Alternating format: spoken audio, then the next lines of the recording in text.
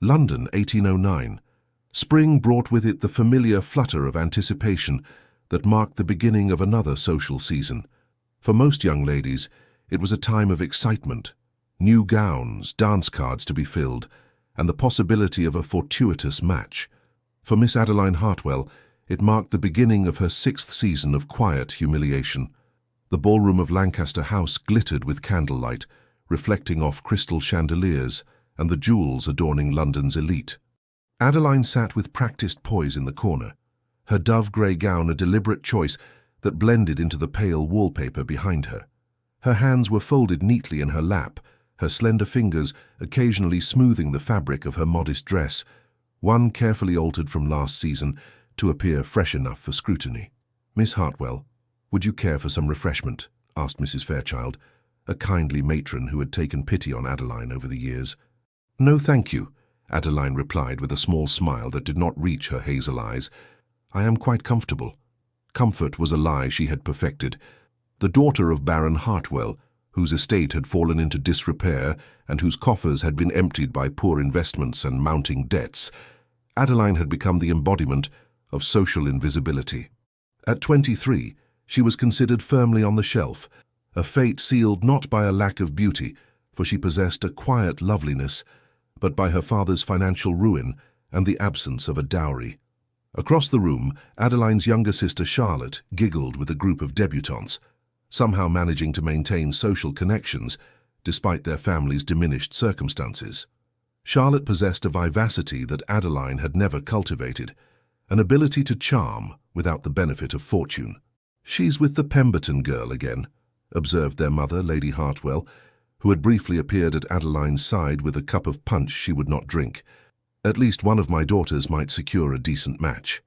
Adeline nodded, acknowledging the familiar sting of her mother's pragmatism. "Charlotte has always been clever with her friendships. You could learn from her example," Lady Hartwell said with a sigh before drifting away to engage with a former acquaintance who had not yet cut their connection entirely. The orchestra began a new set, and couples formed lines across the polished floor. Adeline watched, her expression carefully neutral. 5 seasons of watching, of sitting against walls in various ballrooms across London, had taught her to mask the longing that still stubbornly resided within her heart. It was then that the crowd seemed to part, like the sea before Moses, and a murmur rippled through the assembly. Adeline glanced up to see the cause of the disturbance and felt her breath catch in her throat. Francis Aldridge, the Duke of Ravencourt, had entered the ballroom. Tall and imposing, dressed impeccably in black evening attire that contrasted sharply with his crisp white cravat, the Duke moved through the crowd with the confidence of a man who needed no one's approval. At 32, he was at the height of his power and influence, feared in business circles for his ruthless acumen, whispered about in drawing rooms for his scandalous liaisons, and universally acknowledged as the most eligible yet unattainable bachelor in England. They called him the Shadow Duke, not only for his preference for dark attire, but for the way he could destroy a man's fortune or a woman's reputation with nothing more than a whispered word in the right ear. His presence at a social event was rare enough to cause a sensation, and every unmarried lady, and many married ones, followed his movements with barely concealed interest. Adeline observed him with detached curiosity. Men like the Duke of Ravencourt existed in a different world than hers, one of power, privilege, and possibility. Their paths would never cross, until they did. The Duke's penetrating gaze swept the room, seemingly in search of someone. Adeline thought nothing of it until she realized, with a jolt of disbelief, that his eyes had settled on her. She blinked, certain she was mistaken. But when she looked again, he was moving purposefully in her direction, cutting through the crowd with determination. Adeline glanced behind her, convinced he must be approaching someone else. But there was only the wall and a potted palm. When she turned back, he stood before her, tall and imposing, his features sharp and aristocratic, his eyes the color of a winter storm. "Miss Hartwell, I presume." His voice was deep, cultured, with the confidence of a man who rarely had his wishes denied. Adeline rose on unsteady legs, executing a perfect curtsy despite her shock. "Your Grace, you have me at a disadvantage." A smile that did not reach his eyes curved his lips. "I make it my business to know everyone worth knowing in London society, Miss Hartwell. The statement was so patently false, she was decidedly not worth knowing by society's standards, that Adeline nearly laughed. Instead, she raised a skeptical eyebrow. "Then your intelligence gatherers have led you astray, Your Grace." Something flickered in his eyes, surprise, perhaps, at her candor. Around them, the ballroom had grown quieter, with nearby conversations faltering as people strained to overhear their exchange. "On the contrary," he replied, his voice lowering to a timbre that seemed to vibrate through her very bones. "I believe they have led me precisely where I needed to be." The orchestra began the opening notes of a waltz, a dance still considered daringly intimate despite its growing acceptance. The Duke extended his gloved hand to her, his gaze never leaving hers. "Dance with me." It wasn't a question but a command, softly delivered yet unmistakable in its authority. Adeline knew she should refuse. Dancing with the Duke of Ravencourt would invite speculation, gossip, and inevitable disappointment when nothing came of it. She had spent 5 years cultivating invisibility as a shield against society's cruelty. One dance could shatter that protection. Yet her hand moved of its own accord, settling into his palm like a bird coming to rest. Yes. As he led her onto the floor, every eye in the ballroom followed them. Lady Fairfield nearly spilled her punch. Charlotte's mouth hung open in an unladylike gape. And Lady Cecilia Beaumont, the season's reigning diamond with her golden curls and substantial dowry, watched with narrowed eyes, as the Duke, whom everyone believed would eventually offer for her, instead took the hand of the invisible Miss Hartwell. "Everyone is staring," Adeline murmured as the Duke's hand settled at her waist with surprising gentleness.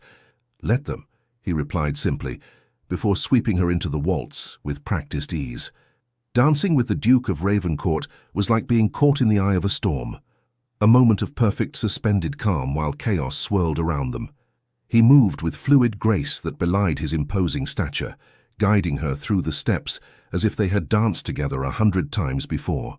"You dance well, Miss Hartwell," he observed, his expression inscrutable. "The benefit of 5 seasons of observation, Your Grace," she replied. "One has ample time to study technique when not participating." Again that flicker in his eyes.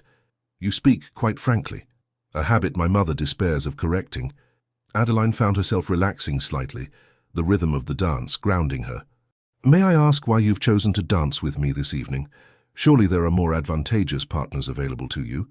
The Duke's grip tightened almost imperceptibly on her waist. "I find that advantage is a relative concept, Miss Hartwell. What appears disadvantageous to some may be precisely what others seek. And what do you seek, Your Grace?" His gaze intensified, seeming to look beyond her carefully composed exterior to something deeper. "A woman who understands the value of directness, a woman without illusions." The waltz ended before Adeline could formulate a response. The Duke escorted her back to her corner, bowed formally over her hand, and instead of departing, leaned closer. "I would speak with you further, Miss Hartwell. Perhaps you might join me on the terrace in 10 minutes' time." It was improper, scandalously so. Yet Adeline found herself nodding before she could consider the wisdom of such a meeting. The Duke straightened, gave her a look that seemed to contain a warning, and strode away, leaving whispers and speculation in his wake. 10 minutes later, having slipped away from the ballroom with a whispered excuse to Mrs. Fairchild, Adeline stood on the moonlit terrace, her shawl pulled tightly around her shoulders against the spring night's chill. "Miss Hartwell." The Duke's voice came from the shadows before he emerged, his tall figure silhouetted against the light from the ballroom windows. "Your Grace." Adeline's voice was steady despite the impropriety of their meeting.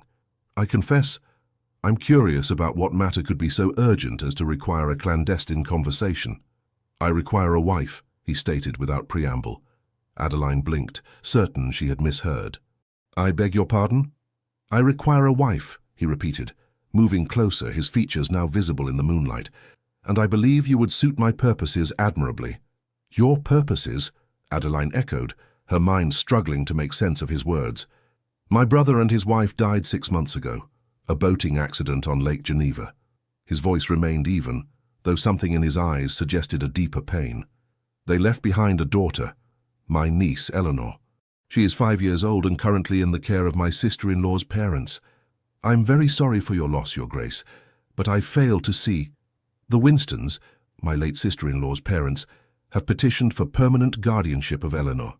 They claim that my bachelor status and reputation, make me an unsuitable guardian for a young girl. Understanding began to dawn, and a wife would make you appear more suitable. Precisely. He nodded approvingly, as if she were a pupil who had grasped a difficult concept. The court hearing is in 2 months. I need to present a stable, respectable household before then. But surely someone of your standing could have any number of suitable brides. Lady Cecilia Beaumont, for instance, has made her interest quite clear. The Duke's expression hardened. I have no interest in Lady Cecilia or any woman who seeks the title of Duchess above all else. What I need, Miss Hartwell, is a practical arrangement with a woman who harbors no romantic illusions about marriage to me. And you believe I fit that description because you have observed society from its margins for years. You understand its hypocrisies and cruelties. You speak directly when others would simper and flatter. And, he added with brutal honesty, your family's financial situation is dire enough that a practical arrangement would be welcome. Adeline felt heat rise to her cheeks, not from maidenly embarrassment but from a flash of indignation. You've investigated my family's finances? I investigate everything that concerns me, Miss Hartwell. And what exactly would this practical arrangement entail? Marriage, of course. You would become the Duchess of Ravencourt, mistress of Greymore Estate in Yorkshire, and stepmother to Eleanor. Your father's debts would be settled, and a generous allowance arranged for your parents and sister. In return, you would provide the respectability I need to secure guardianship of my niece. And after the guardianship is secured, what then? The Duke's gaze was steady. We would continue our arrangement. You would have your own suite of rooms at Greymore. Your obligations would be social in nature, hosting necessary gatherings, appearing at my side when required. Beyond that, your time would be your own. A marriage in name only, then? Something flashed in his eyes too quickly to interpret, unless mutually agreed otherwise. Adeline turned away, moving to the stone balustrade of the terrace. The garden beyond lay in shadows, much like the future the Duke was proposing. A duchess in title only, married to a man who sought her for her practicality rather than any deeper connection. It should have been offensive. Yet wasn't it more honest than the false flattery and empty promises that characterized so many marriages of her acquaintance? And what were her alternatives? Another 5 seasons of sitting against walls, watching Charlotte marry while she herself became the spinster aunt, dependent on the charity of others.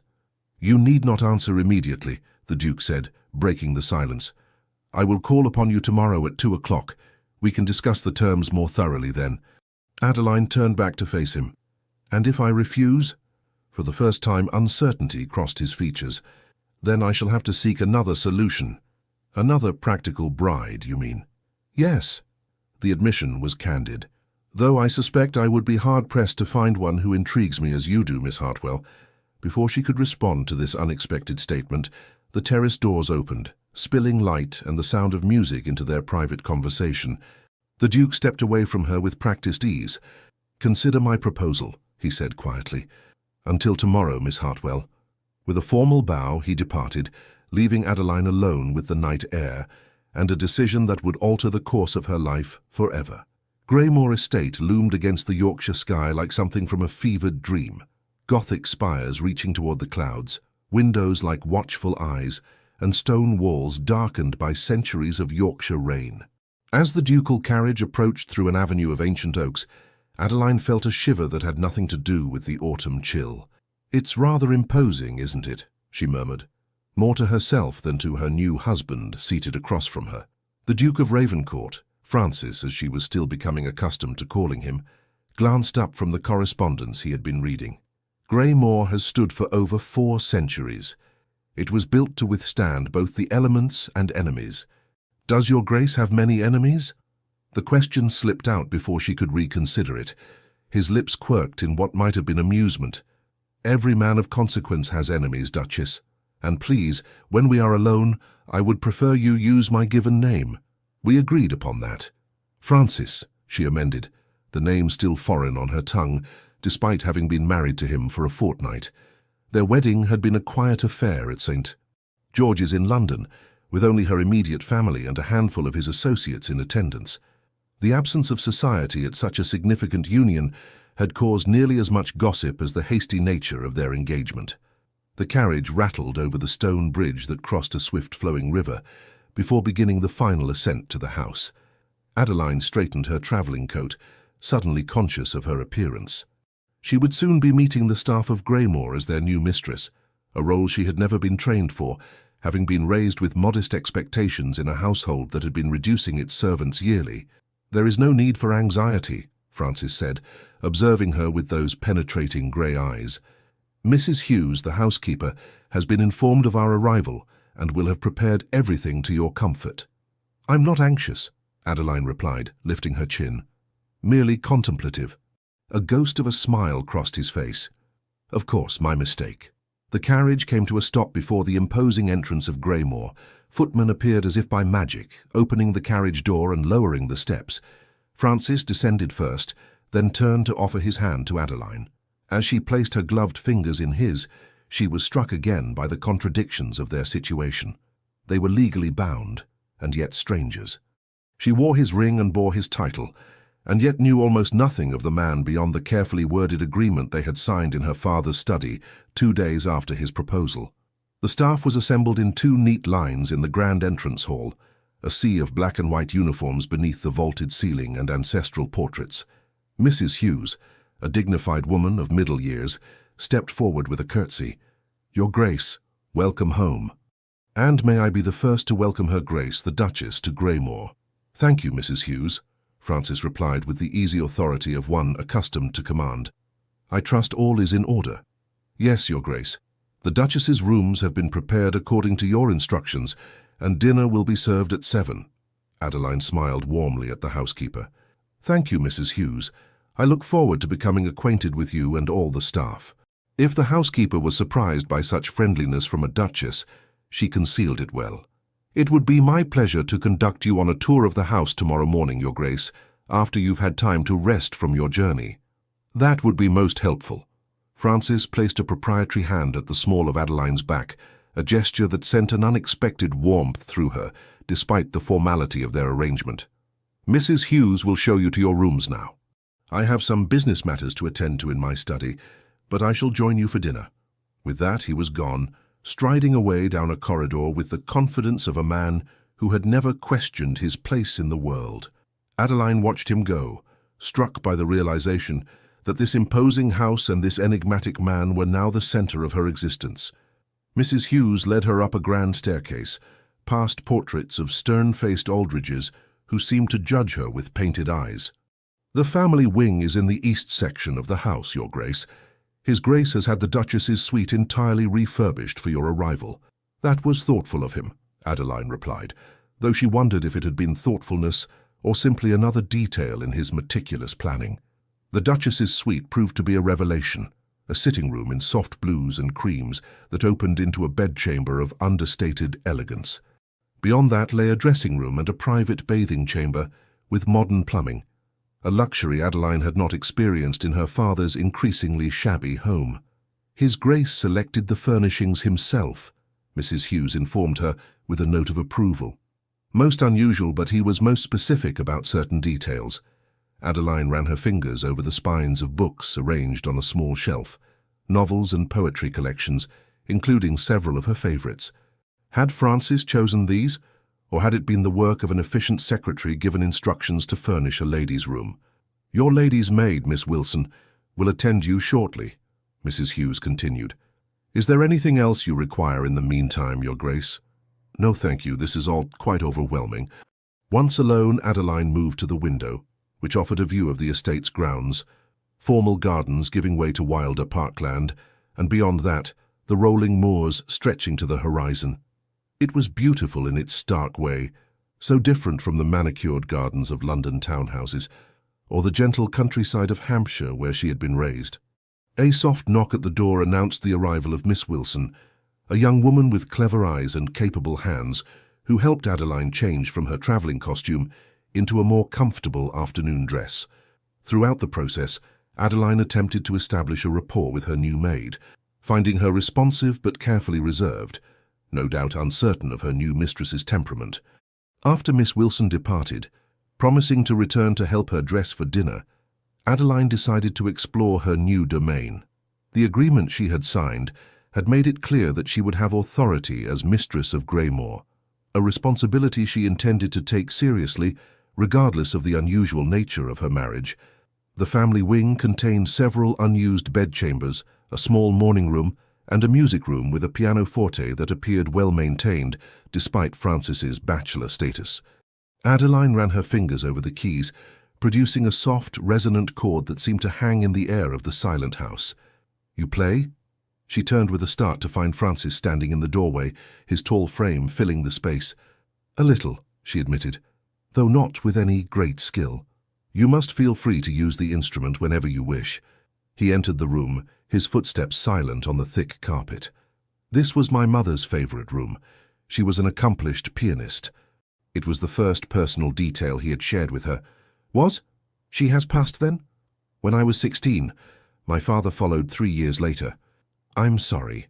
The words felt inadequate, but sincere. Francis shrugged, a barely perceptible movement of his broad shoulders. It was many years ago.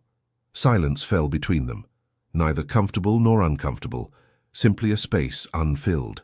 Adeline sought to bridge it. "When will your niece join us at Greymore?" "Eleanor." Something in his expression softened at the mention of the child. "Not for several weeks yet. The court proceedings are progressing, but there are formalities to be observed. The Winstons have agreed to allow her to visit next week, however, so that she might become acquainted with you. I look forward to meeting her." Francis studied her face, as if searching for insincerity. Finding none, he nodded. "I believe you will find her a delightful child, though somewhat reserved. She has suffered much change in her young life. Children are often more resilient than we give them credit for," Adeline offered. "With patience and consistency, I'm sure she will adjust to her new circumstances." "You speak as if from experience." Adeline smiled faintly. "My sister Charlotte is 7 years my junior. After our circumstances changed, she struggled to understand why certain luxuries were no longer available to us. Children feel such losses keenly, even when they cannot articulate their confusion." Francis's gaze remained on her, thoughtful and assessing. "You have an unusual perspective, Adeline." "A benefit of being invisible in society, Your Grace." "Francis," she corrected herself, "one observes a great deal when not the subject of attention oneself." "Yet you are not invisible now," he pointed out. "As Duchess of Ravencourt, you will find yourself the object of intense scrutiny." "A daunting prospect," she admitted, "though I suspect most of society will be watching for signs of regret on your part, rather than missteps on mine." To her surprise, he laughed, a deep, genuine sound that transformed his austere features into something approaching handsomeness. "You continue to speak with refreshing candor. It is most unusual in my experience. I hope it is not disagreeable to you." "On the contrary." His expression grew serious once more. "Our arrangement may be unconventional, Adeline, but I would not have you fear speaking your mind to me, particularly in matters concerning Eleanor's welfare or the management of this household." "Thank you." She found herself genuinely touched by this concession. "I shall endeavor not to abuse the privilege." A clock somewhere in the house chimed the hour, breaking the moment of connection between them. Francis straightened, resuming his customary formality. "I should return to my correspondence. Dinner is at 7, as Mrs. Hughes informed you. Until then, feel free to continue exploring your new home." With a bow that managed to be both courteous and distant, he left her alone in the music room. The first fortnight at Greymore established patterns that would define Adeline's new life. Her days were filled with learning the intricacies of managing a great house, consulting with Mrs. Hughes and the butler, Mr. Simmons, about menus and household schedules, and gradually winning the trust of staff who had grown accustomed to serving a bachelor duke with little interest in domestic matters. Francis remained an enigma, unfailingly courteous but distant, joining her for dinner each evening where they engaged in carefully neutral conversation about estate matters or London gossip. He never sought her company beyond these formal interactions, disappearing into his study or riding out across the moors for hours at a time. Adeline found herself oddly disappointed by this strict adherence to the terms of their agreement. Though she had entered the marriage with no romantic expectations, some small foolish part of her had hoped for companionship at least. The anticipated visit from Eleanor was a welcome diversion from these unsettling thoughts. The child arrived on a crisp autumn morning, accompanied by a stern-faced woman introduced as Mrs. Winston, her maternal grandmother. Eleanor Aldridge was a solemn child, with her uncle's grey eyes and dark hair arranged in neat ringlets beneath a blue bonnet. She curtsied with perfect form when introduced to Adeline, but said nothing, watching her new aunt with wary assessment. "Eleanor has been most properly raised, Mrs." Winston informed Adeline with a pointed emphasis that suggested she doubted the same could be said of the new Duchess. She excels at her piano lessons and French studies, and her needlework is exceptional for a child of 5. "How impressive," Adeline replied warmly, kneeling to Eleanor's level despite Mrs. Winston's visible disapproval of such informality. "I hope you'll play for me while you're visiting, Eleanor. The music room here has a lovely pianoforte." The child glanced up at her grandmother, as if seeking permission to respond directly. At Mrs. Winston's curt nod, she murmured, "Yes, Aunt Adeline," in a voice so soft it was barely audible. Francis, who had been observing the interaction with uncharacteristic tension in his bearing, stepped forward. "Perhaps you would like to show Eleanor the gardens, Adeline? I believe Mrs. Hughes has arranged for tea to be served in the conservatory afterward." Understanding his intent to separate the child from her grandmother's oppressive influence, Adeline nodded. "What a splendid idea. Would you like to see the rose garden, Eleanor? I believe there are still a few late blooms despite the season." Mrs. Winston began to object, but Francis cut her off with practiced authority. "I'm sure you must be fatigued from your journey, Mrs. Winston. Jenkins will show you to the blue guest room where you can rest before dinner." The woman's lips thinned in displeasure, but even she dared not contradict a duke in his own home. With a reminder to Eleanor to mind her posture and not soil her dress, she allowed herself to be escorted away by the impassive butler. Once Mrs. Winston was out of sight, Francis knelt beside his niece, his expression softening in a way Adeline had never witnessed before. "Hello, little one." The transformation in the child was immediate and heartbreaking.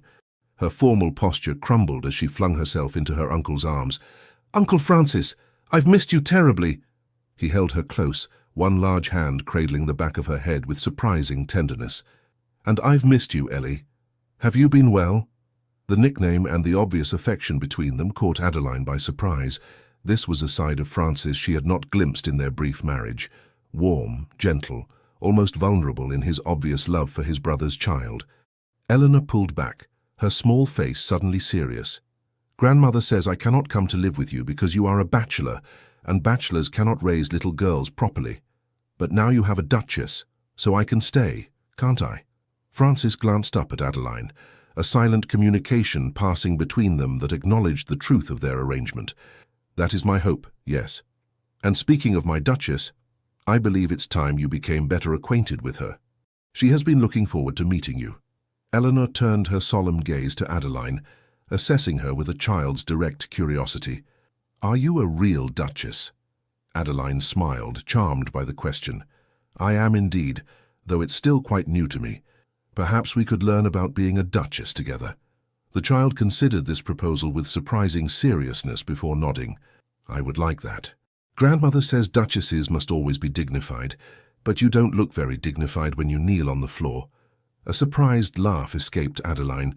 "You're quite right. Most unduchess-like of me. Shall we attempt to be dignified together in the garden, or would you prefer to be undignified and perhaps find some interesting insects among the roses?" Eleanor's eyes widened at this scandalous suggestion. "Grandmother says ladies never touch insects." "Does she indeed?" Adeline rose and offered her hand to the child. "Well, I find that grandmothers, while very wise in many matters, occasionally have curious ideas about what ladies may or may not do. For instance, my grandmother was convinced that ladies should never eat apples in public, which I always found most puzzling."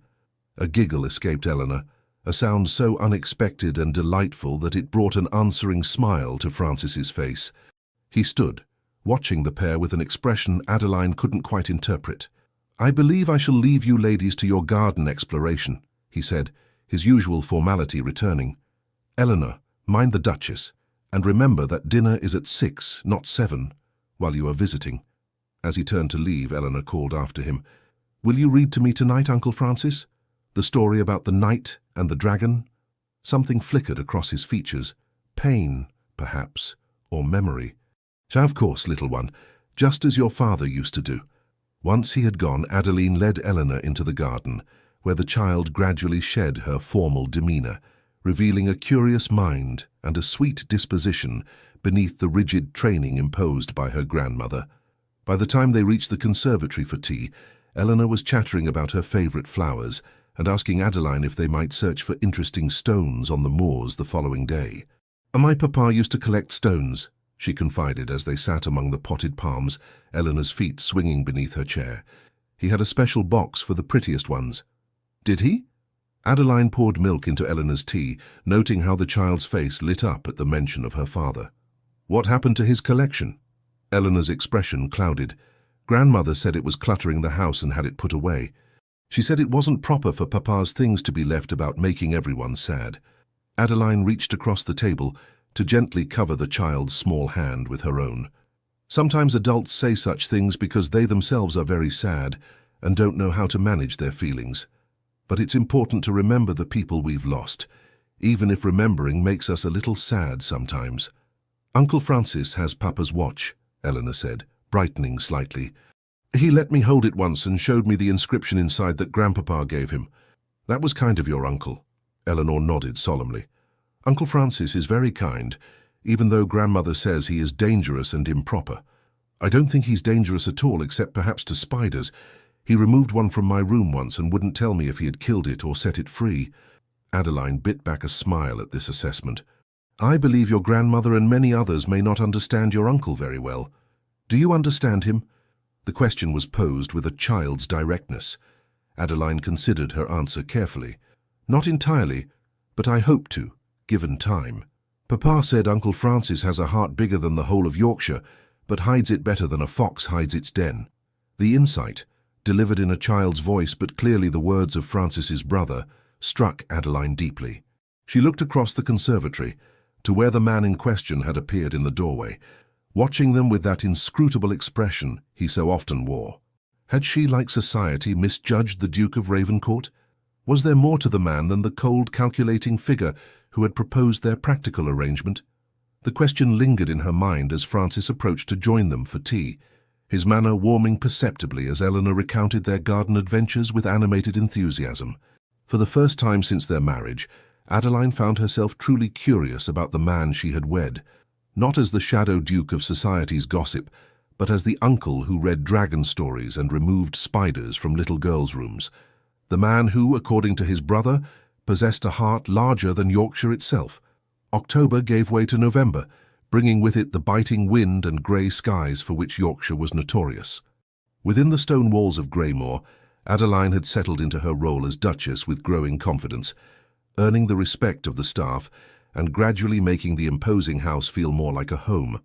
Eleanor's visit had concluded with promises of her return for Christmas, a prospect that brought genuine pleasure to Adeline, who had developed a deep affection for the solemn little girl with her keen observations and hidden spark of mischief.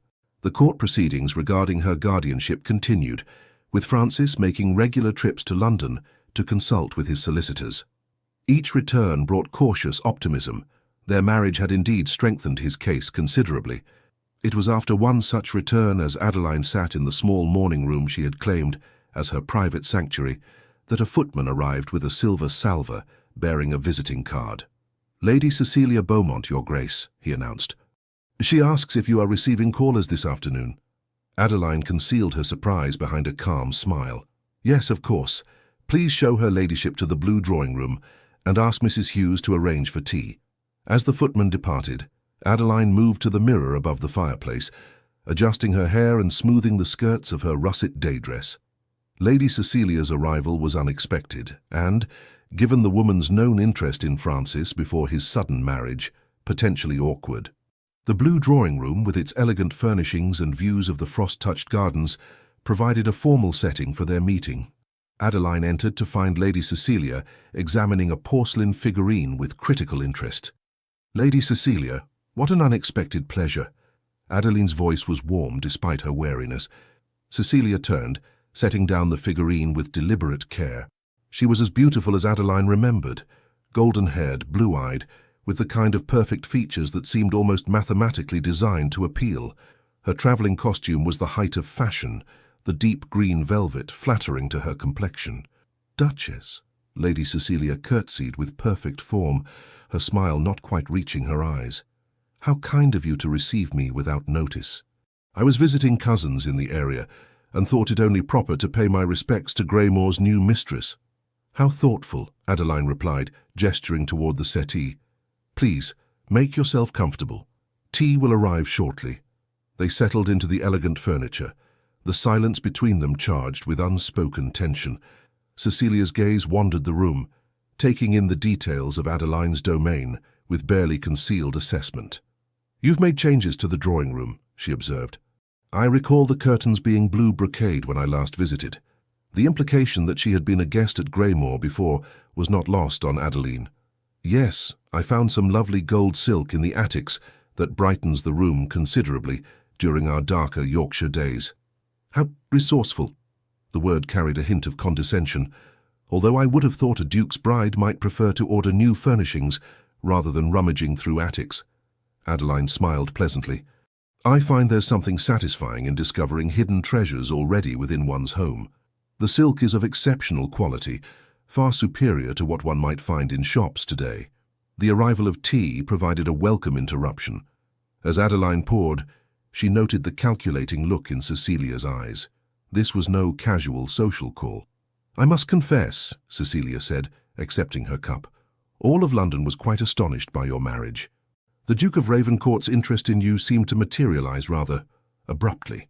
Love often strikes unexpectedly, Adeline replied smoothly, the practiced lie coming easily after weeks of similar insinuations from the local gentry.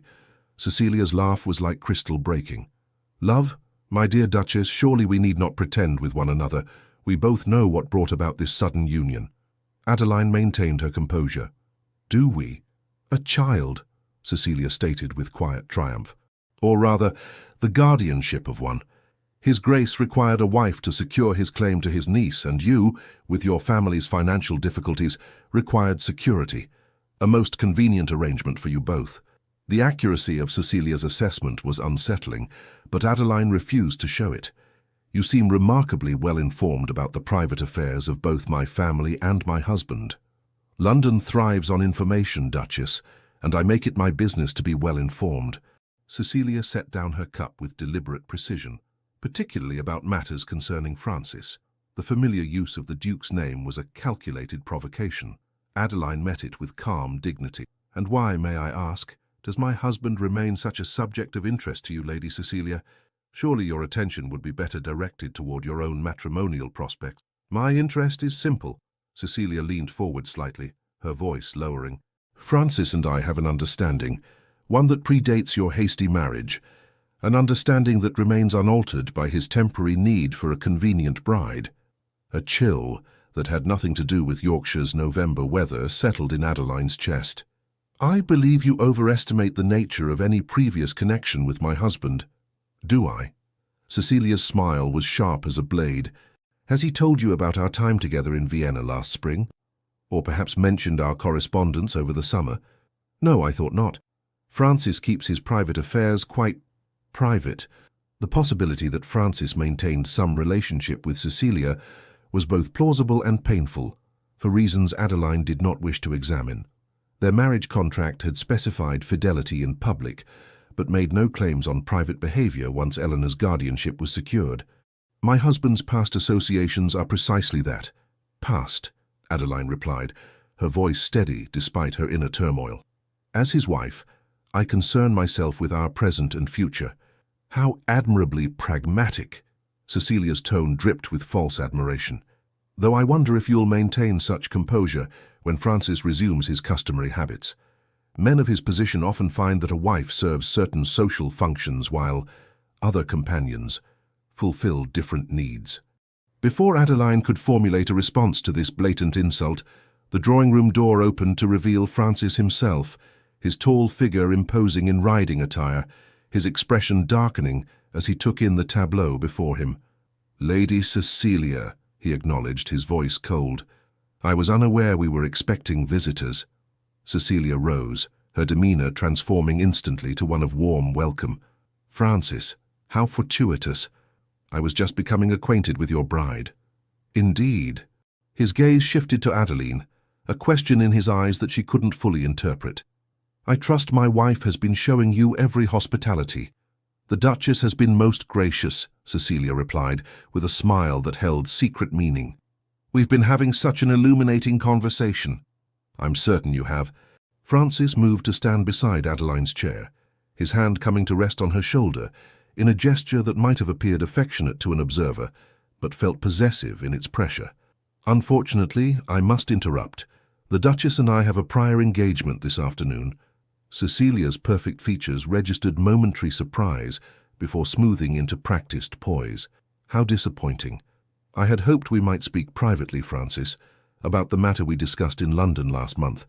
Any business between us can be conducted through my solicitors, Lady Cecilia." His tone was final, brooking no argument. "Jenkins will see you out. I wish you a safe journey back to your cousins." The dismissal was unmistakable. Cecilia gathered her gloves with deliberate slowness. Of course, another time, perhaps. She turned to Adeline with a smile that held no warmth. "Duchess, thank you for the tea. I do hope we'll meet again soon, perhaps in London for the Christmas season. I understand Greymore can be terribly isolated in winter." After she had departed, the silence in the drawing room grew thick with unspoken questions. Francis's hand remained on Adeline's shoulder, a weight she could not interpret as either supportive or constraining. "I apologize for the intrusion," he said finally, moving away to stand by the window. "Lady Cecilia has a habit of appearing where she is not invited." "She seems quite familiar with Greymore," Adeline observed carefully. "And with you." Francis's back stiffened. "We have moved in the same social circles for years. Her father, the Earl of Harrington, was an associate of my father's." "She spoke of Vienna, and of correspondence between you." He turned, his expression guarded. "Did she indeed? And did you believe her insinuations?" Adeline met his gaze directly. "I don't know what to believe, Francis. Our arrangement has always been clear regarding its purpose, but not its boundaries." For a long moment he studied her face, as if searching for something hidden there. Then he sighed, a sound so weary it seemed to carry the weight of years. "Lady Cecilia harbors certain expectations regarding her future that I have never encouraged. Whatever she implied about our relationship is a fiction of her own creation. She believes she will still become the Duchess of Ravencourt." A harsh laugh escaped him. "A title that is already occupied, as she has been clearly informed."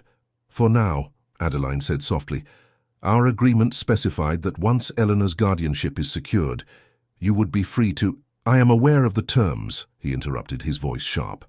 "As apparently is half of London society." He ran a hand through his dark hair, a rare gesture of frustration. "Lady Cecilia's visit was a calculated attempt to sow discord. I would ask that you not allow her manipulations to succeed." "Of course," Adeline replied, rising from her chair with as much dignity as she could muster.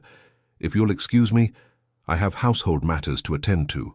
Francis caught her arm as she moved to pass him. "Adeline." The sound of her name on his lips, spoken with unusual gentleness, halted her retreat. "Whatever Lady Cecilia implied about my past or future intentions, I assure you that I hold our arrangement in the highest regard. You have my respect and my loyalty." Their eyes met, and for a moment something unspoken passed between them, a current of understanding that transcended the careful terms of their marriage contract. Then Adeline nodded, breaking the connection. "Thank you for the reassurance, Your Grace." She felt his gaze on her back as she left the drawing room, her mind a tumult of confused emotions. She had entered this marriage with clear-eyed pragmatism, expecting nothing beyond the security it offered her family and the respectability it provided Francis in his quest for Eleanor. That arrangement had seemed straightforward in the abstract. Living it, however, was proving far more complicated. The days following Lady Cecilia's visit brought a subtle shift in the dynamics between Adeline and Francis.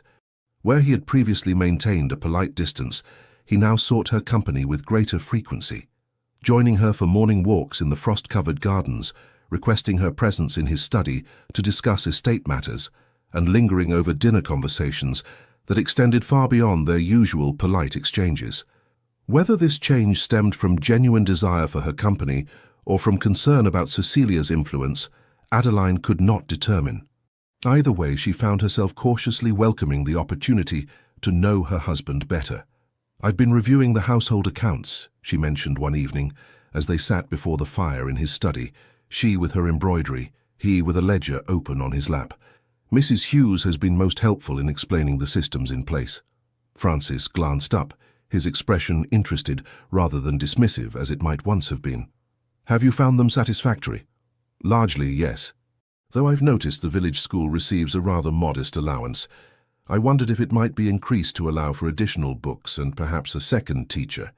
The current arrangement has one poor woman attempting to educate nearly 40 children of various ages."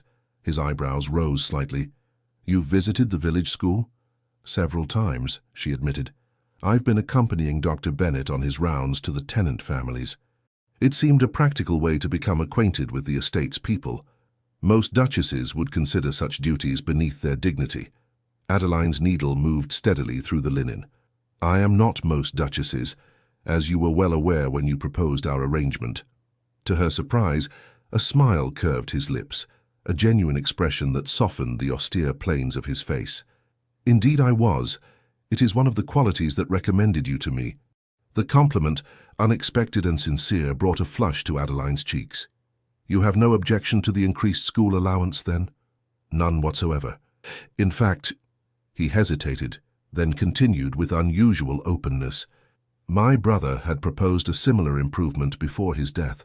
George always had a keen interest in education." "You miss him very much, don't you?"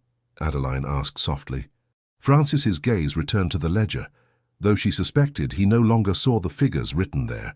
George was different from me, more open, more trusting. A shadow crossed his features. Perhaps if he had been less so, he might still be alive. The statement hung in the air between them, laden with implication. Adeline set aside her embroidery. "You don't believe the boating accident was truly an accident?" His eyes, when they met hers, held a bleakness that caught at her heart.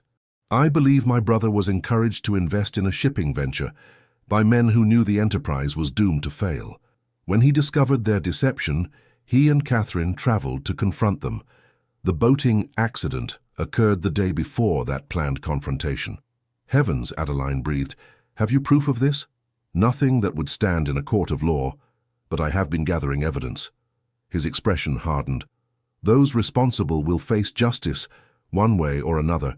The vehemence in his tone revealed a depth of feeling Francis rarely displayed.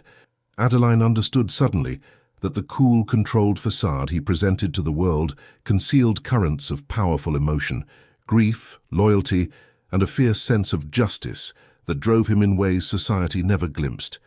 "Is that why you've cultivated your reputation as the Shadow Duke?" she asked. "To pursue this investigation without raising suspicion?" Francis regarded her with new interest, as if seeing her more clearly. "Partly, yes. The reputation serves multiple purposes. People are careless around those they underestimate or fear. They reveal things they might otherwise conceal. And Lady Cecilia, does she play some role in this investigation?" His expression shuttered. "Lady Cecilia's father was among the investors in the venture that ruined my brother. Whether he was complicit in the deception or merely another victim remains unclear." Understanding dawned. "So your connection to her was strategic rather than personal?" "Initially, yes." He closed the ledger, setting it aside. "Though I severed that connection entirely upon our marriage. Whatever Lady Cecilia implied to you was wishful thinking on her part."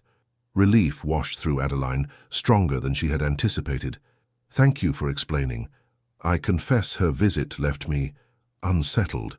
Francis rose from his chair, moving to stand before the fire. The flames cast his profile in sharp relief against the shadows of the room.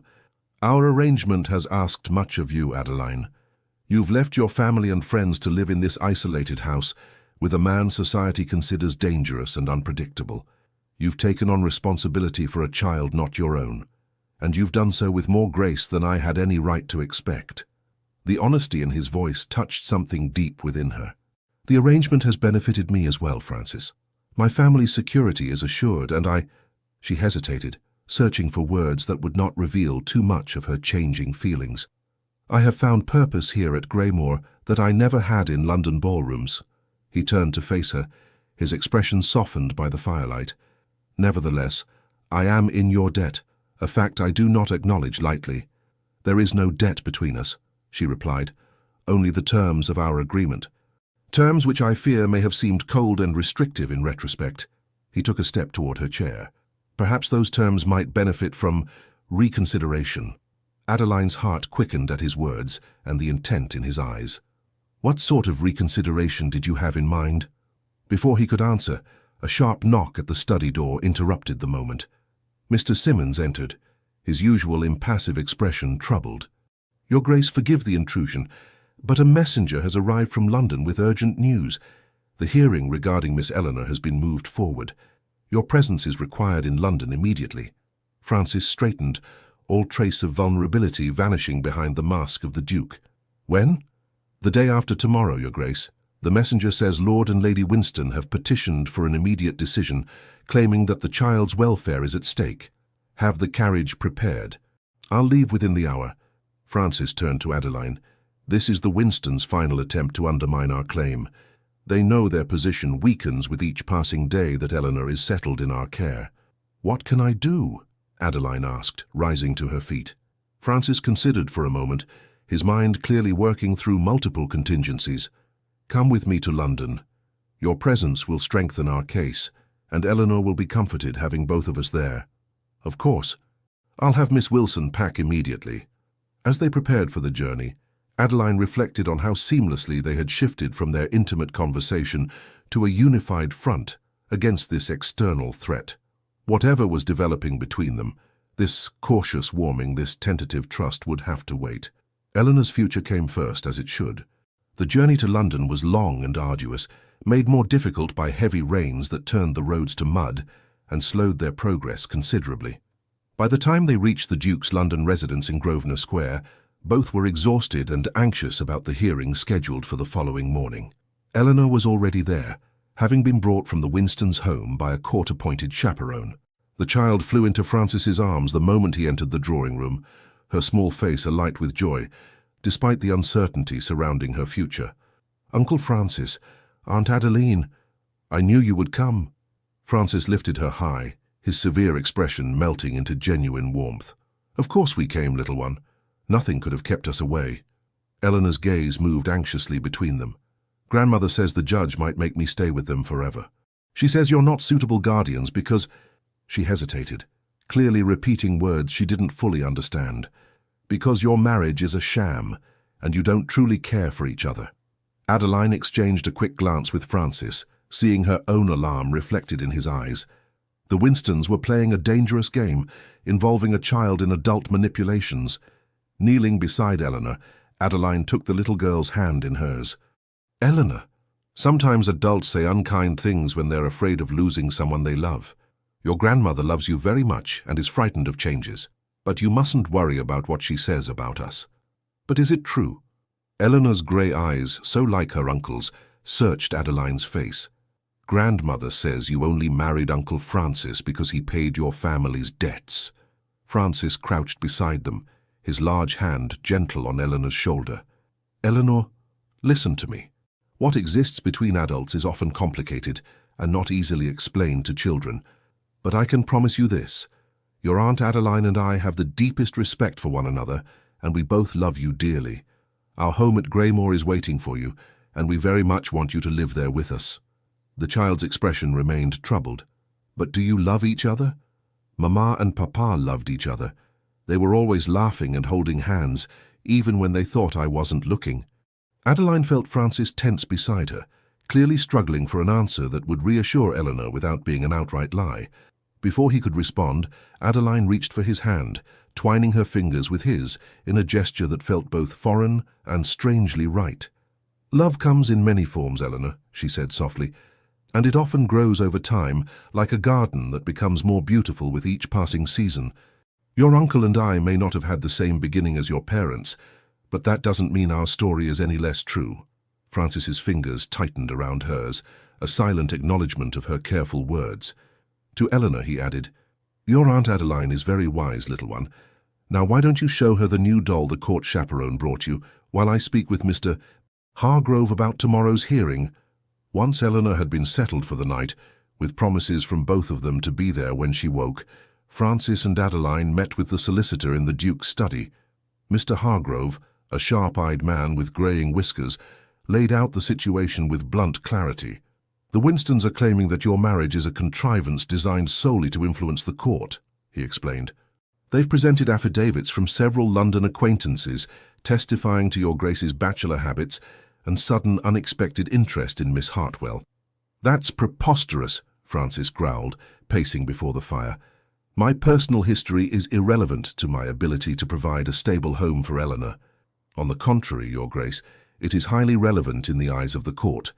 A child, particularly a female child, requires moral guidance and stability. The Winstons are positioning themselves as the conventional, respectable option. And us as what? Immoral and disreputable?" Adeline asked, indignation colouring her voice. Hargrove's expression was sympathetic but frank. "They are suggesting that your Grace married hastily and for convenience, that the union lacks the foundation necessary for a stable household, and that it is likely to dissolve once its immediate purpose is served." Francis stopped his pacing, turning to face them with cold fury in his eyes. "They dare question my commitment to my brother's child?" "Not directly, Your Grace. Rather, they question whether your household, with a marriage they characterize as one of convenience rather than affection, provides the emotional security Eleanor requires." "This is ridiculous," Adeline protested. "Countless aristocratic marriages begin as arrangements of convenience and develop into perfectly stable households." "Indeed, Your Grace," Hargrove agreed, "and that is precisely the argument we shall make. However," he hesitated, clearly uncomfortable with what he needed to say next, "the court will be observing you both closely tomorrow. Any hint of distance or formality between you will be noted and may influence the judge's decision." Understanding dawned. "You're suggesting we present ourselves as a love match," Francis stated flatly. "I am suggesting, Your Grace, that you present yourselves as a united couple with genuine affection and commitment to one another. The court does not expect grand passion, but it does expect the kind of bond that will provide Eleanor with security and an example of proper marital relations." After the solicitor departed, silence fell between them, heavy with implications. Adeline stood by the window, watching the rain streak the glass, a reflection of her own turbulent thoughts. "This complicates matters," Francis said finally, pouring himself a glass of brandy from the decanter on his desk. "It changes nothing," Adeline replied, turning to face him. "We agreed to present ourselves as a conventional marriage to the world. Tomorrow simply requires a more convincing performance." Francis studied her over the rim of his glass. "You're remarkably pragmatic about all this. Did you expect hysterics?" A small smile curved her lips. "I understood the nature of our arrangement from the beginning, Francis. Tomorrow we shall simply emphasize certain aspects of it more prominently than others." He set down his glass, crossing the room to stand before her. In the dim lamplight, his face held shadows and warmth in equal measure. "You continue to surprise me, Adeline Hartwell." "Adeline Aldridge," she corrected gently, "a name I accepted with full understanding of its obligations and privileges."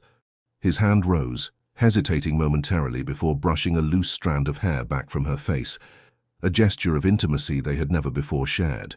"Tomorrow, then, we present ourselves as a couple drawn together by genuine regard rather than practical considerations.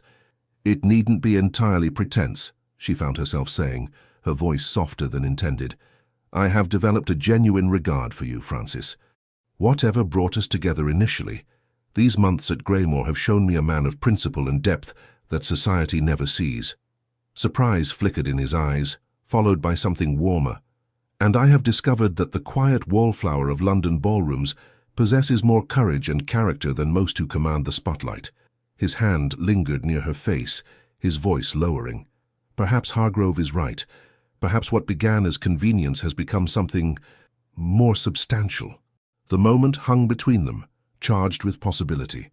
Then, with careful deliberation, Francis leaned forward and pressed his lips to hers, a kiss so gentle it might have been imagined, yet so profound it seemed to alter the very air around them. When he drew back, his eyes searched hers, questioning. Adeline answered by reaching up to touch his face, her fingers tracing the strong line of his jaw. "For Eleanor," she whispered, though they both recognized the words as only partially true. "For Eleanor," he agreed, before drawing her into a more thorough embrace, one that acknowledged the growing truth neither had yet fully admitted. that their practical arrangement had sparked an entirely impractical emotion. The courtroom was imposing. Oak paneling, high ceilings, and the weight of centuries of legal precedent, creating an atmosphere of solemn authority. Adeline sat beside Francis in the front row, her gloved hand resting in his, their shoulders nearly touching in a tableau of marital unity. Across the aisle, Lord and Lady Winston observed them with barely concealed hostility. Eleanor sat with the court chaperone in a small anteroom, to be brought in only if the judge required her testimony. Francis had been adamant that the child be spared as much of the proceedings as possible, a position the court had mercifully respected.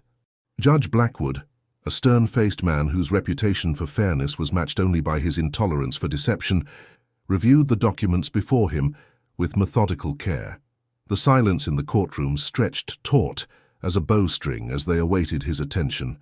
"This case," he began finally, his voice resonating with practiced authority, "concerns the guardianship of Miss Eleanor Aldridge, orphaned daughter of Lord George Aldridge and Lady Catherine Aldridge, née Winston.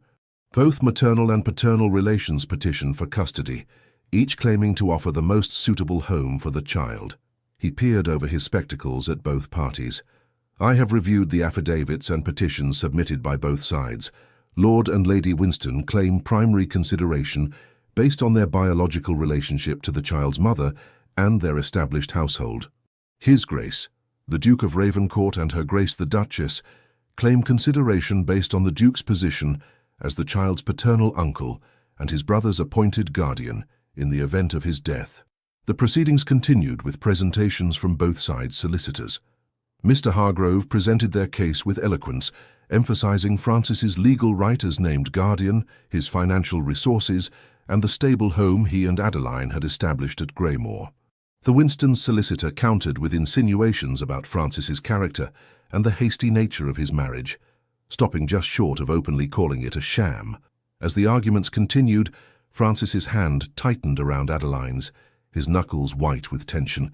She stroked her thumb across the back of his hand in a small gesture of reassurance, feeling his grip relax slightly in response. "Your Grace," Judge Blackwood addressed Francis directly, "these allegations regarding the nature of your marriage are troubling. While it is not this court's place to evaluate the personal feelings between husband and wife, the stability of your union directly impacts Miss Eleanor's welfare. How do you respond to the suggestion that your marriage was arranged hastily and solely for the purpose of this guardianship petition?" Francis rose, his bearing every inch the Duke. "My lord, I acknowledge that my courtship of the former Miss Hartwell was brief by conventional standards. However, I reject entirely the implication that our union lacks substance or commitment." He glanced down at Adeline, his expression softening visibly. "I had observed Miss Hartwell for several seasons and found in her qualities I admired: dignity, intelligence, and quiet strength of character. When my brother's death placed me in the position of seeking guardianship for Eleanor, I recognized that the time had come to establish my own household.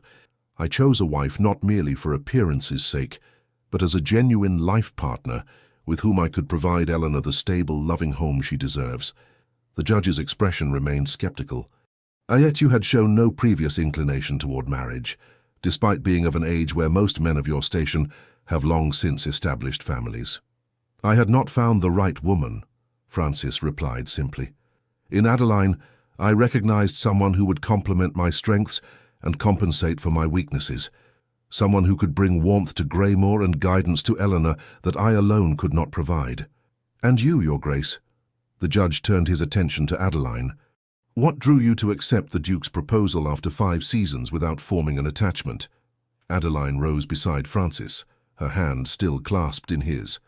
"My lord, I had indeed spent several seasons without forming an attachment, but not for lack of opportunity." She smiled slightly. "Rather, I found myself unwilling to accept proposals based solely on practical considerations without the foundation of mutual respect and shared values." She turned to look at Francis, finding it surprisingly easy to infuse her voice with genuine warmth. "In His Grace, I discovered a man of principle and depth behind the facade society observes. A man devoted to his family and determined to honor his brother's memory by raising Eleanor with the love and guidance she deserves. Our courtship may have been unconventional, but our commitment to creating a stable, loving home for Eleanor and for each other is entirely genuine." Something shifted in Judge Blackwood's expression, a softening around the eyes, a slight relaxation of his stern mouth. "I see. And how has the child responded to your household? I understand she has visited Greymore on several occasions." Francis nodded. "Eleanor has flourished during her visits, my lord. She and her Grace have developed a particularly close bond, sharing interests in music and nature that have helped Eleanor begin to process her grief in healthy ways." "The child is simply being polite," Lady Winston interjected, unable to contain herself. "She has been raised to show proper respect to her elders, regardless of her true feelings." Judge Blackwood frowned at the interruption. "Lady Winston, you will have your opportunity to speak. Until then, I must ask you to remain silent." The hearing continued with testimony from the court-appointed observer who had supervised Eleanor's visits to both households. Her assessment favored the Duke and Duchess, noting Eleanor's increased animation and apparent comfort in their company compared to the formal, restrictive atmosphere of the Winston household. Finally, Judge Blackwood called for Eleanor herself to be brought in. The child entered, looking small and vulnerable in her black morning dress, her dark curls neatly arranged beneath a matching ribbon. She curtsied to the judge with perfect form, her solemn face a mask of careful politeness. "Miss Eleanor," the judge began, his tone gentler than it had been throughout the proceedings, "I have just a few questions for you, and I want you to answer them honestly. There are no wrong answers, do you understand?" "Yes, sir," Eleanor replied, her voice barely audible in the large room. "You have spent time in both your grandparents' home and at Greymore with your uncle and his wife. Can you tell me how you feel about each place?" Eleanor glanced nervously at her grandmother, then at Francis and Adeline. "Grandmother and Grandfather Winston have a very nice house in London. It has pretty furniture and a garden with roses." "And how do you feel when you are there?" the judge prompted. The child hesitated, clearly struggling between honesty and the desire to please. "I try to be very good there," she said finally. "Grandmother says little girls should be seen and not heard, so I practice sitting still and speaking only when spoken to." "I see.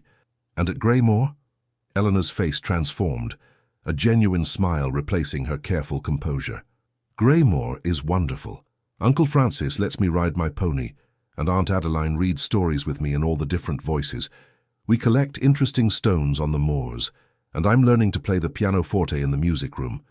And last time we built a fort in the library using cushions and blankets, and Uncle Francis pretended to be a dragon, trying to capture the princess."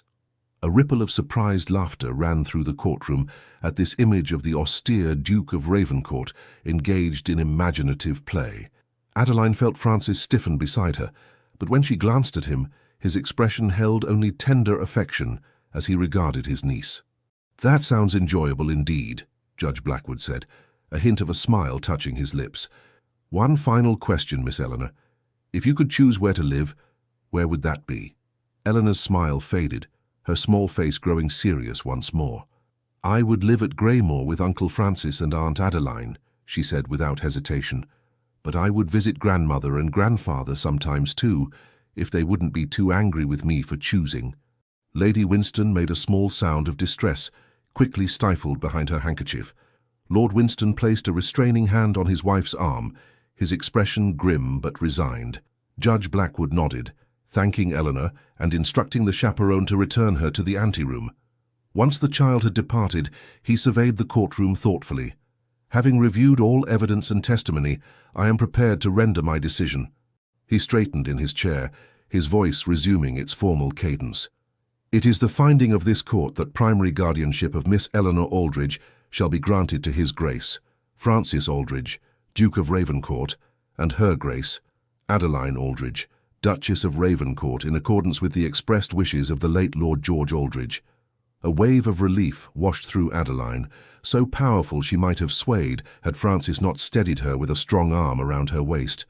"However," the judge continued, raising a hand to silence the murmurs that had broken out, "this court recognizes the importance of maintaining connections with both maternal and paternal relations. Therefore, Lord and Lady Winston shall be granted visitation rights to be exercised at Greymore or at their London residence for a period not to exceed 1 week per quarter, unless all parties agree to alternative arrangements. The judgment was fair, fairer than either side had expected, given the acrimony that had developed between them. As the court adjourned, Adeline watched Lord Winston approach Francis with visible effort at dignity. "Your Grace, we," he began, clearly struggling for words. "We only wanted what was best for our granddaughter." Francis regarded him steadily, as did I, Lord Winston. "Perhaps we can agree that Eleanor's welfare transcends our personal differences." "Indeed." Winston hesitated, then continued with palpable difficulty. "My wife, her grief over Catherine's death has made her less reasonable than she might otherwise be. In time, I hope we may establish a more amicable relationship for Eleanor's sake." "That would be my preference as well," Francis replied, his tone measured but not unkind. As the Winstons departed, Adeline squeezed Francis's arm in silent approval of his restraint. They had won, not just legally but morally, by demonstrating the grace and composure that would make them suitable guardians for Eleanor. "Shall we tell her?" Adeline asked softly. Francis's smile was one of genuine joy, an expression she had rarely seen from him. "Yes, together." When they entered the anteroom, Eleanor looked up from the book the chaperone had been reading to her, her eyes wide with apprehension. "Is it over? Did the judge decide?" Francis knelt before her, taking her small hands in his. "Yes, little one. The judge has decided that you will come to live with us at Greymore, as your father wished." Eleanor's face lit with pure joy. "Truly? Forever? Forever," Adeline confirmed, kneeling beside Francis. "You'll have your own room, just as we discussed, the one with the window seat overlooking the rose garden. And can I bring my books and my collection of pressed flowers?" "Every last one," Francis promised, "and anything else you wish to have with you." Eleanor threw her arms around both of them, her small body trembling with emotion. "I knew the judge would understand. I told him the truth, just as you said I should." "You were very brave," Francis said, his voice thick with feeling. "Your father would have been proud." They returned to Grosvenor Square, the three of them sharing the carriage in a bubble of quiet happiness. Eleanor chattered excitedly about her plans for her new life at Greymore, the pony she would ride, the lessons she would have, the exploration of the moors when spring came. Adeline and Francis exchanged glances over her head, their shared joy in the child's happiness creating a warm current of connection between them. It was late afternoon when a message arrived from Lord and Lady Winston, requesting permission to see Eleanor before they departed London the following day. Francis, in a gesture of goodwill, suggested they invite the elder couple to dine that evening. "Are you certain?" Adeline asked quietly as they stood together in his study. "It may be rather strained." "Undoubtedly," he agreed, "but for Eleanor's sake, we must establish civil relations with the Winstons. She should not be made to feel she must choose between her maternal and paternal families." His consideration for Eleanor's emotional well-being, even at the cost of his own comfort, touched Adeline deeply. "You're right, of course.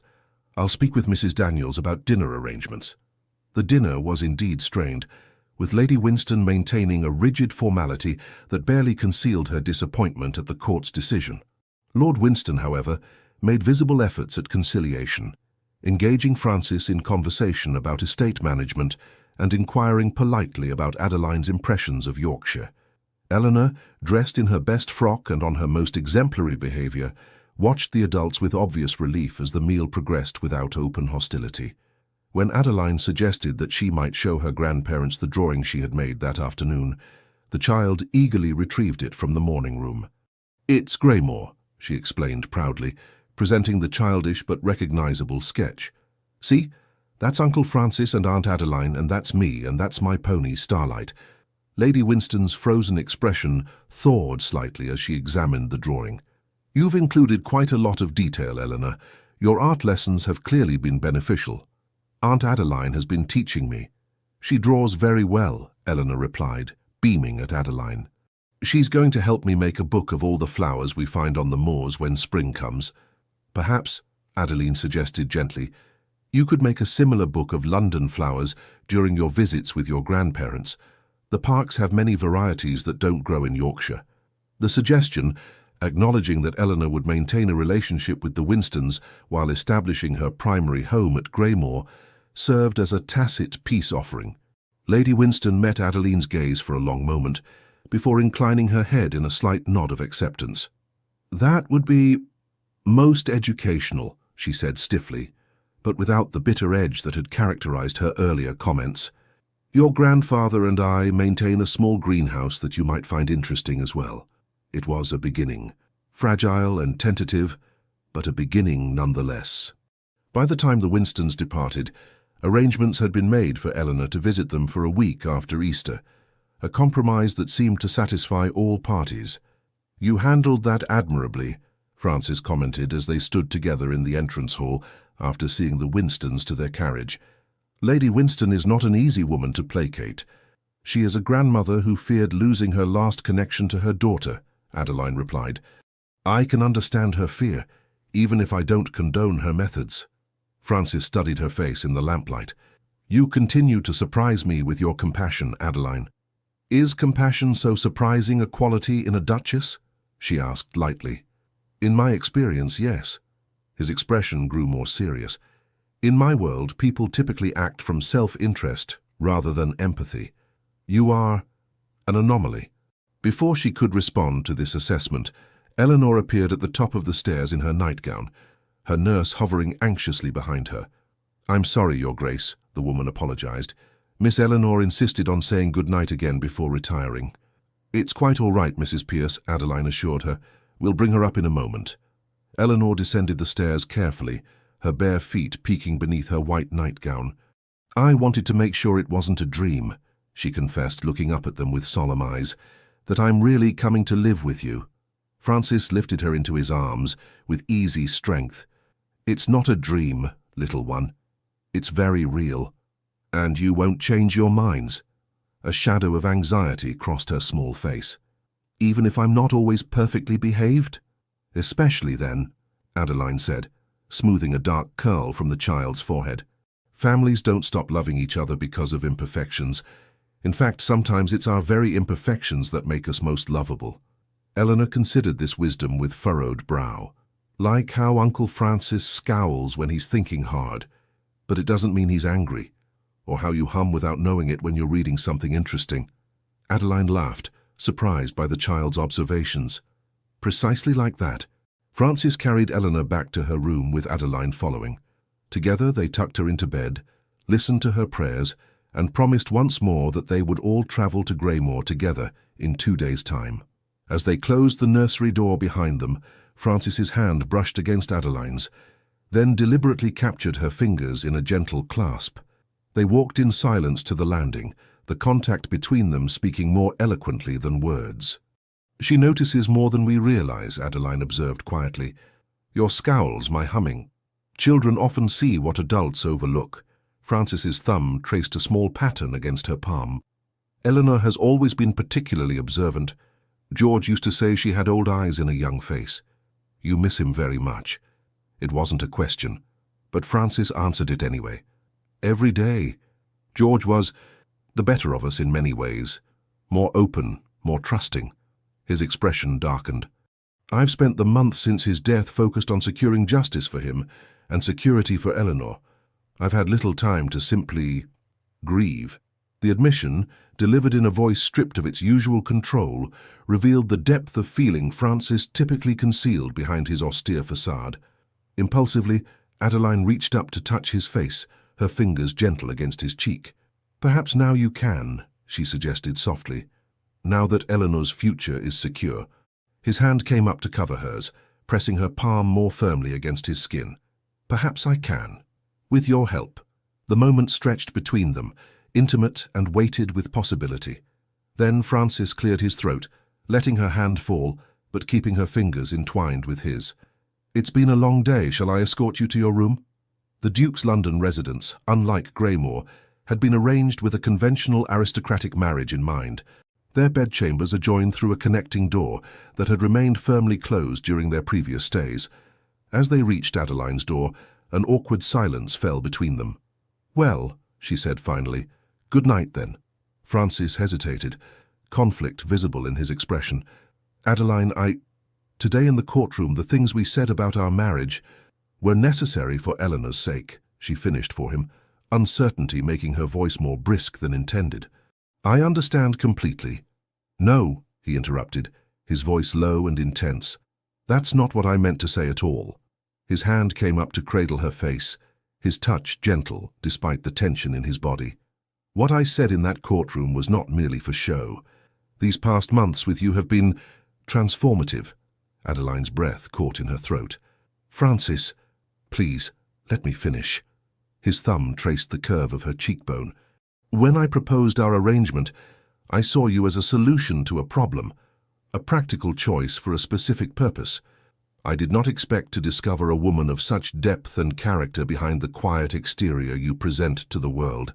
I did not expect to find myself thinking of you throughout the day, looking forward to our conversations over dinner, admiring your kindness toward Eleanor and your skill in managing Greymore." He took a deep breath, as if gathering courage for what came next. "In short, I did not expect to develop feelings that far transcend our original agreement." The confession hung in the air between them, altering everything with its honesty. Adeline searched his face, finding none of the calculation or strategic thinking that had characterized their early interactions, only vulnerable sincerity. "I have feelings for you too," she admitted quietly. "Feelings I never anticipated when I accepted your proposal." Relief washed across his features, followed by something warmer. "Then perhaps we might consider renegotiating the terms of our arrangement." A smile curved Adeline's lips. "What terms did you have in mind, Your Grace?" Instead of answering with words, Francis lowered his head and captured her mouth with his. Unlike the gentle, tentative kiss they had shared in London, this was a kiss of certainty and awakening desire, deep, thorough, and transformative. When they finally parted, both breathing unevenly, Francis rested his forehead against hers. "I would like to court my own wife, Adeline Aldridge, properly this time, with no practical considerations beyond my genuine desire to know you better." Joy bubbled up within her, light and effervescent. "I believe I would like that very much." His answering smile, rare and unguarded, transformed his austere features into something approaching boyish charm. "Then we are agreed. A new arrangement based on mutual regard rather than mutual advantage. Although," Adeline added with a teasing lilt, "I see no reason why we cannot have both." Francis laughed, the sound warm and genuine in the quiet corridor. "Indeed, a most sensible approach, Duchess." With a final lingering kiss, he bid her good night, both of them understanding that while their relationship had irrevocably changed, they had time now to explore its new dimensions at their own pace, without the pressure of Eleanor's custody hanging over them. As Adeline prepared for bed, assisted by Miss Wilson, she found herself humming softly, exactly as Eleanor had observed, a physical manifestation of the happiness that seemed too large to contain within her chest. "How you seem in good spirits, Your Grace," Miss Wilson commented as she brushed out Adeline's long hair. "I take it the court proceedings went well?" "Very well indeed," Adeline replied, her smile visible in the mirror's reflection. "Eleanor will be coming to Greymore permanently. The staff will be delighted to hear it. Mrs. Hughes has already begun preparations for the child's room." As Miss Wilson departed, and Adeline slipped beneath the bedcovers, she reflected on the extraordinary journey that had brought her to this moment. 6 months ago, she had been the invisible Miss Hartwell, resigned to spinsterhood and a lifetime of quiet desperation. Now she was the Duchess of Ravencourt, mistress of Greymore, guardian to a delightful child, and, most unexpectedly of all, the object of genuine affection from a man she had come to admire deeply. A marriage that had begun as a practical arrangement had transformed into something far more meaningful. What tomorrow might bring she could not know, but for perhaps the first time in her adult life, Adeline faced the future with genuine optimism. Spring came to Greymore in a riot of wildflowers across the moors and tender green shoots in the formal gardens. Eleanor, fully settled into her new home, flourished under the combined influence of Francis's steady guidance and Adeline's gentle encouragement. The child's nightmares, which had been frequent in the early weeks after her arrival, gradually subsided as security and routine worked their healing magic on her young spirit. The household itself seemed to breathe more easily, as if the ancient stones of Greymore had been waiting for the sound of a child's laughter to echo through its halls. Mrs. Hughes, initially so formal and reserved, revealed a grandmother's indulgence toward Eleanor, while Mr. Simmons could occasionally be caught slipping sweets into small hands when he thought no one was watching.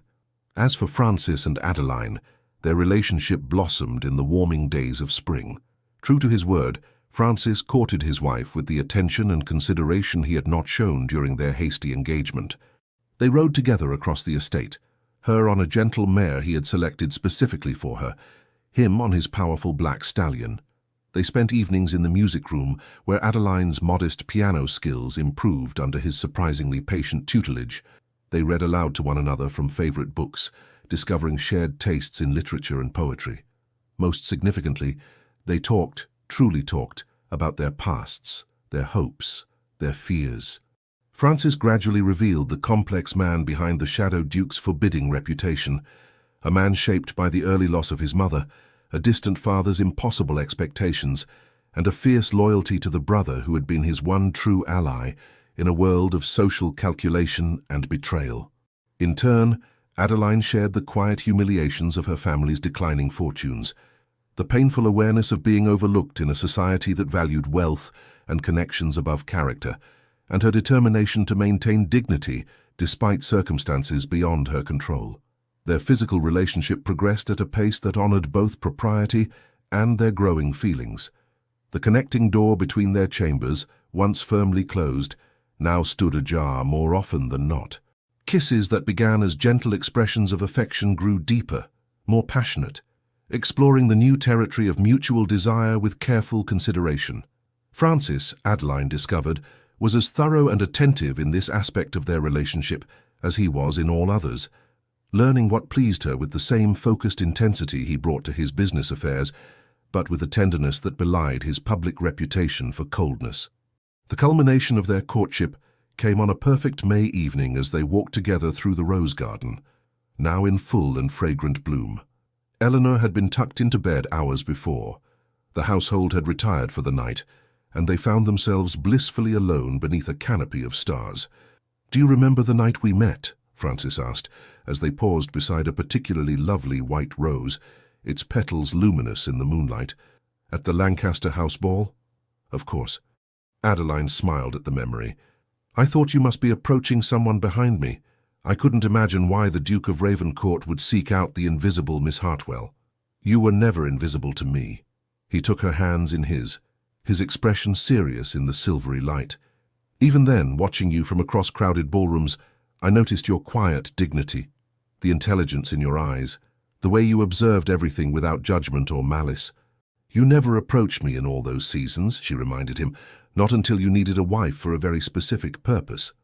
A failure of courage, perhaps." His admission surprised her. "Or a belief that I had nothing to offer a woman beyond my title and fortune, neither of which seemed likely to impress someone who valued substance over appearance." "And now," she prompted softly. Francis drew her closer, his arms encircling her waist. "Now I find myself hoping that what I've become in these months with you, a better guardian to Eleanor, a more conscientious master to the estate's people, a man learning to balance justice with mercy, might be worthy of a woman like you. Francis, I love you, Adeline." The words, spoken with quiet certainty, hung in the night air between them.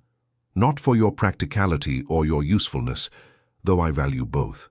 I love your compassion, your resilience, your quiet strength. I love the way you've transformed Greymore from a house into a home.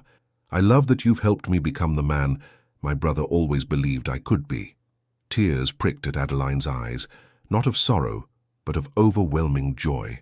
"I love you too, for your integrity, your devotion to Eleanor, your hidden gentleness that so few are privileged to see, for showing me that I am neither invisible nor unworthy of regard." The kiss they shared beneath the stars held all the promise of their future. Passion and tenderness, strength and vulnerability, a union forged initially from necessity, but transformed by genuine love into something far more enduring.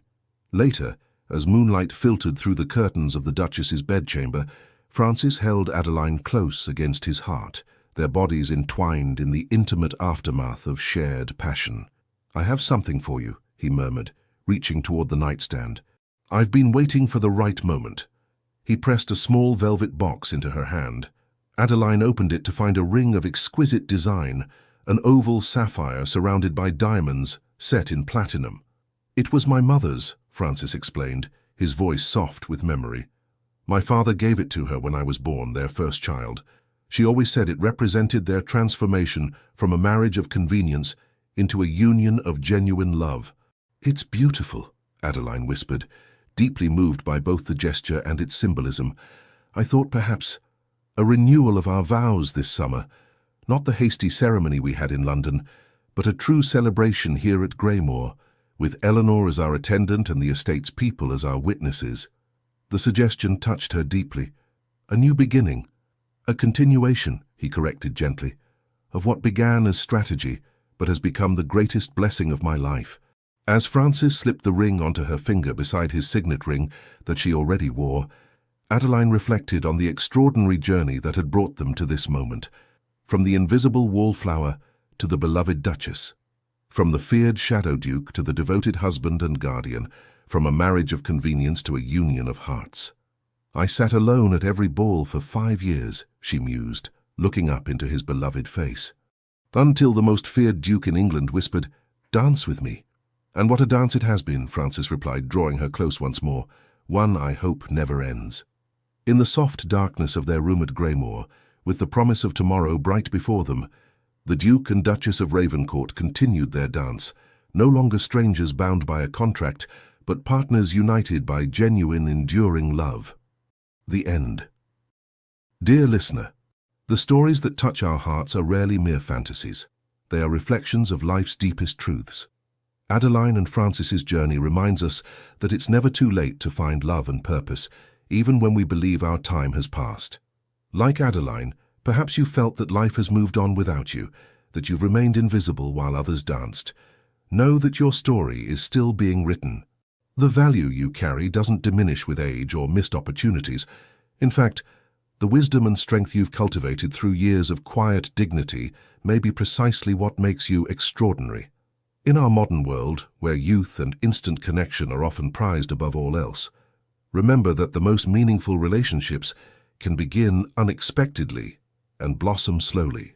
True connections, whether romantic partnerships, friendships, or family bonds, are built on understanding, respect, and the courage to be vulnerable. As you settle into sleep tonight, carry with you the comfort that second chances exist, that what appears to be an ending may actually be a beginning, that the qualities others have overlooked may be exactly what someone else has been searching for all along. May you find peace in knowing that your worth isn't determined by society's attention, but by the integrity and compassion with which you move through the world. May you recognize the beauty of your own quiet strength, and may you remain open to the unexpected dances life may yet invite you to join. Sleep well, dear friend, knowing you are neither invisible nor forgotten. Your story continues, with chapters of joy and connection still waiting to be written. With deepest appreciation. Legends of the Fall Team. Thank you so much for staying with us until the end. If Adeline and Francis's story touched something in your heart, if you felt seen, understood, or simply swept away, we invite you to support our channel. Please subscribe, like, comment, and share this video. Your support means the world to us, and from the bottom of our hearts, it keeps us motivated to keep telling these stories, full of love, redemption, and unforgettable twists. And don't go just yet. Another story suggestion will appear at the end of this video. Click and be surprised by another emotional journey like this one. With all our affection, the Legends of the Fall Team.